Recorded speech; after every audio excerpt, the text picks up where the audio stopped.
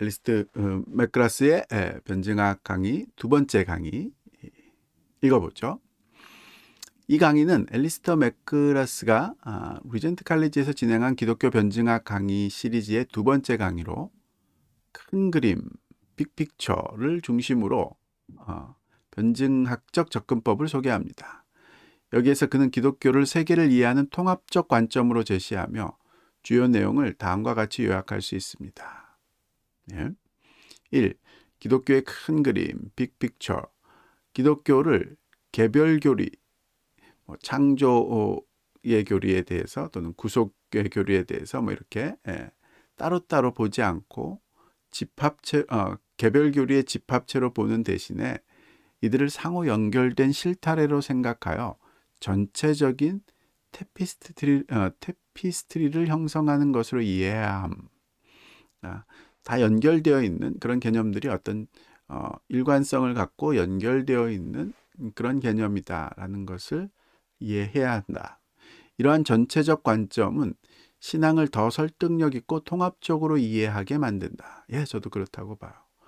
그러니까 어떤 구체적인 개별적 개념들에 대해서 따로따로 잘 알고 있어도 그것이 연결되지 않으면 뭔가 문제가 있다는 생각들을 할 수밖에 없다고 보여지고요. 그것이 통합적으로 연결될 때 받아들여지게 되는, 뭔가 이해가 되는 그런 일이 일어난다. 저는 100% 동의를 하네요. 이 큰 그림, 변증학의 목적. 기독교 세계관을 통해서 세상을 보는 큰 그림을 제공하는 것이 자신의 변증학의 목적 중에 하나라는 뜻이겠죠. 세계와 인간 경험의 다양한 측면을 이해하고 설명하는 틀로 기독교 신앙을 제시한다. 기독교는 개별 요소를 초월해 더 큰 의미와 연결성을 제공하며 이는 과학이론처럼 관찰된 현상을 설명하는 이론으로 작용한다. 이 부분도 과학이론과 신학이론, 기독교가 보는 세계관적인 이론들이 공통점이 있다는 거죠.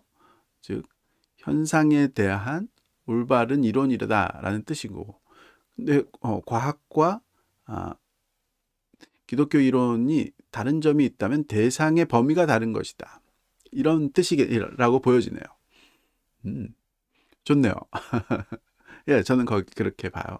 과학은 오감으로 관찰될 수 있는 물질 세계를 향한, 물질 세계를 대상으로 그 현상의 을 설명하려는 잘 짜여진 통합적인 그림으로서의 이론이라면, 신학은 물질 세계를 넘어 있는 초자연 세계를 전부 다 아우르는, 그래서 초자연적 현상, 또 자연적 현상, 모든 것을 아우르는 그런 현상들을 설명하는 그런 이론이다. 이렇게 생각해 볼 수 있겠죠. 3. G.K. 체스터턴과 큰 그림. G.K. 체스터턴이 이제 영국의 아주 유명한 작가이면서 기독교 변증가이죠. C.S. 루이스보다 조금 더 C.S. 루이스보다 조금 더 나이가 많은 조금 더 일찍 활동을 했던 사람이죠. 체스터턴은 기독교를 작동하는 이론으로 보았으며 신앙이 세계를 이해하는 데 있어서 얼마나 적합한지를 강조했다. 그러니까 기독교 이론의 특성은 작동하는 이론, 관념적인 이론이 아니라 실제로 작동하는 이론이라는 면으로 강조했다. 외투를 입어보아야 제대로 맞는지 알 수 있다는 비유를 통해 기독교 세계관을 탐구할 것을 제안했다. 기독교 세계관을 맞는지 틀리는지를 확인하기 위해서는 실제로 기독교 세계관 안으로 들어와 봐야지 알 수 있다.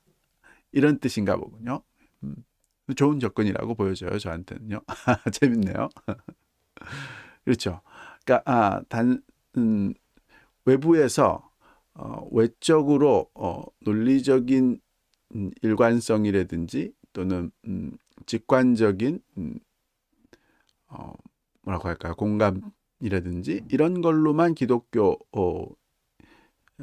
신학의 기독교가 믿는 바들의 진위를 파악하려고 하면 좀 어려운, 정말 그럴까 뭐 이런 생각이 들겠지만, 실제로 그 안에 들어와서, 즉 기독교 신앙을 갖고 나 보면 달라지는 그런 면이 있다라는 뜻이겠죠.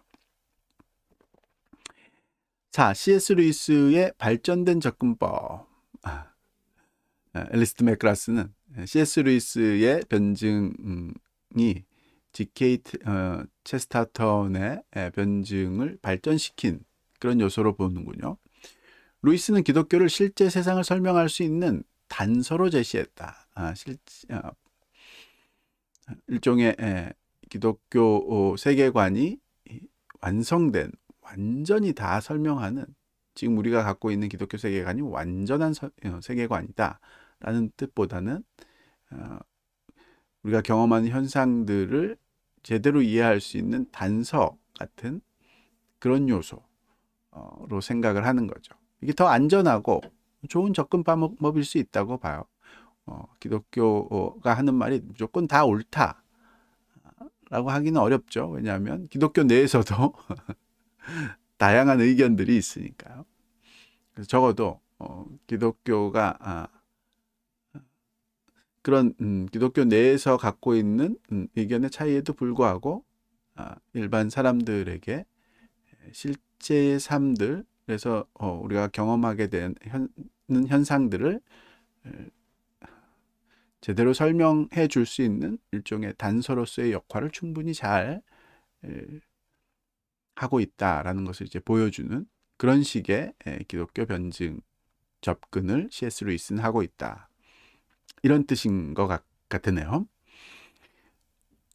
그런 단서로서의 역할, 기독교 신앙이 갖고 있는, 뭐 특별하게 말하자면 이제 신이 존재한다, 또 신이 우리를, 인간을 사랑한다, 이런 개념들에 대해서 기독교적인 단서가 있다면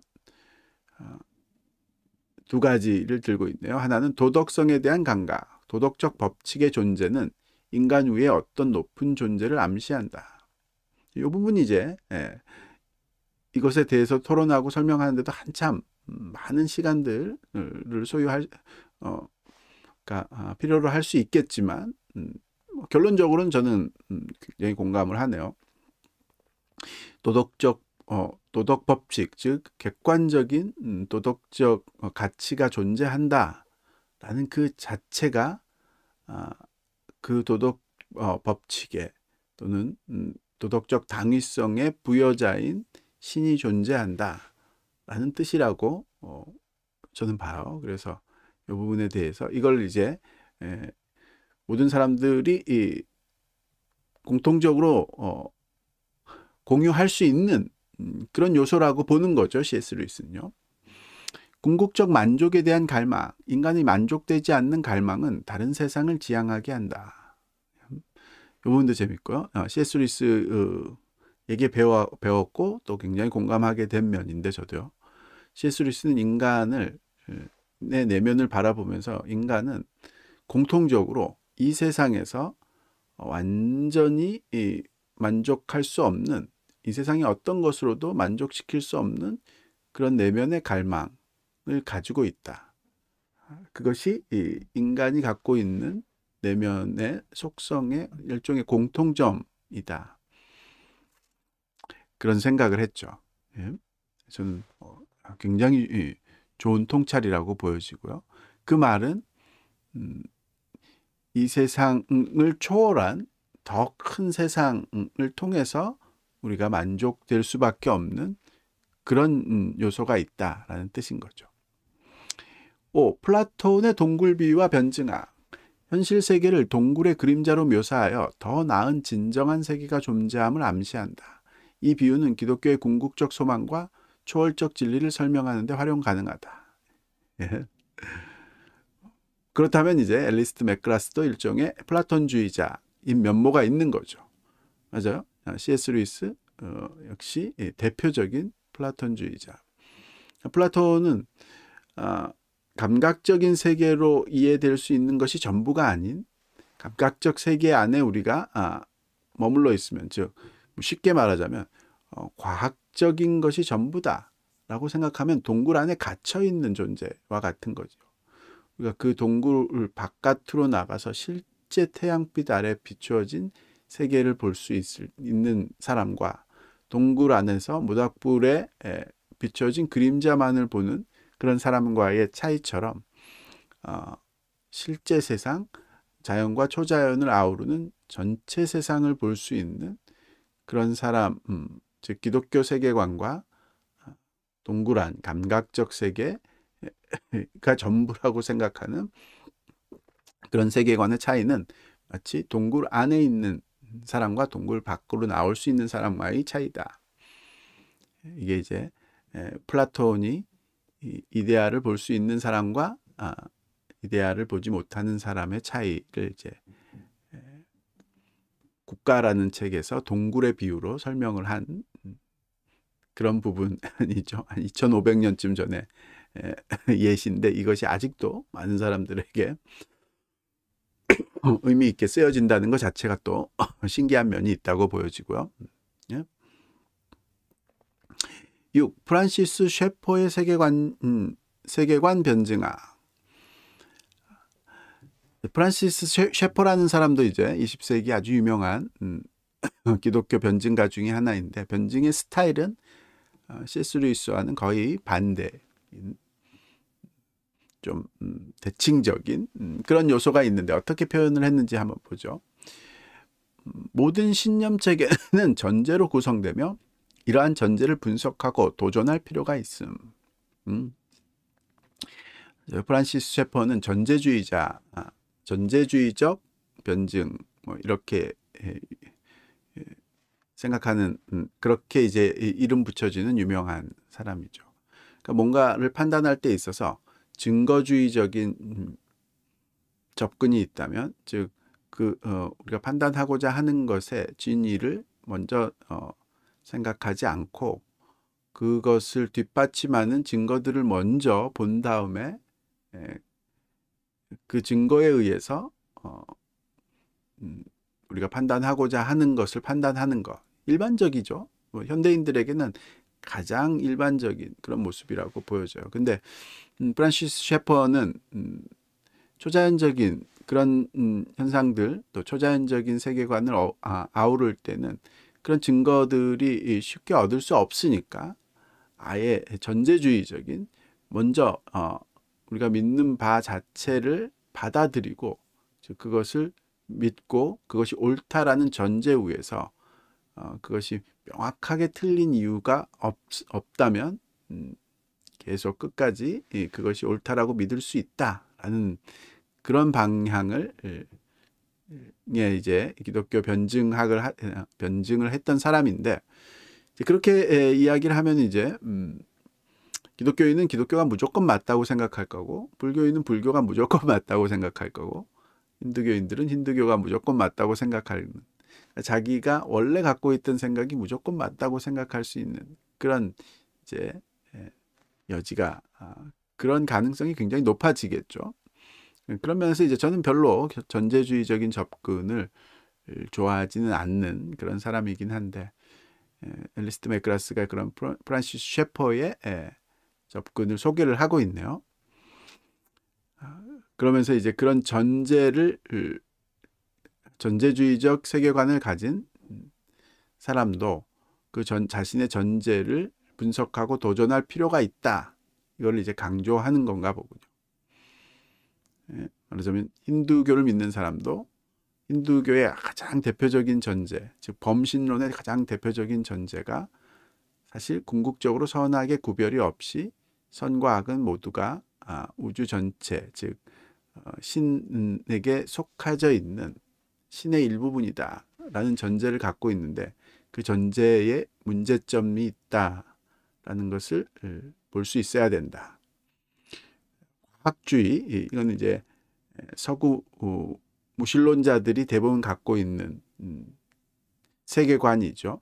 과학주의, 과학적으로만 과학적인 그로만 말하자면은 접근할 수 있는 그런 세계만 존재하는 세계이다라고 생각하는 과학주의 또는 자연주의라고 불리워지는 그런 세계관에 대해서는 과학만이 모든 질문에 답할 수 있다는 주장은 순환 논리라는 점을 강조했다.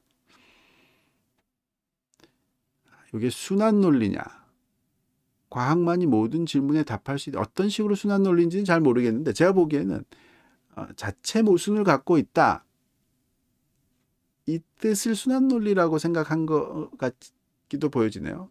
말하자면 과학만이 모든 질문에 답할 수 있다라는 것이 진짜인지 아닌지를 과학적으로는 즉 뭐 실험과 결과를 통해서 관찰하고 실험하고 실험의 결과를 통해서 확증할 수는 없죠. 이거는 그야말로 과학만이 모든 질문에 답할 수 있다라는 것은 가치 판단이니까요. 그런가 아닌가를 판단하는 그 판단력이니까 그러니까 이 주장이 사실인지 아닌지 과학주의 자체가 과학으로 증명될 수 없는 그런 요소가 있다. 이 말을 순환 논리라기보다는 내부 모순인 건데 그러게요. 하여튼 순환 논리라는 점을 강조했다. 영상의 내용에서는 순환 논리 면을 이제 보여준 면이 있었나 보군요. 7번째, 적용 방안. 각자의 경험과 상황을 반영하여 이 큰 그림 접근법을 변증학적 대화에 활용해야 된다. 청중의 전제를 분석하고 기독교가 제공하는 설명력을 제시해야 된다. 저 이거 뭐 마지막에 마무리하면서 당연히 해야 되는 말들을 한 것 같기는 하네요. 두 번째 강의까지 한번 이야기를 해봤네요.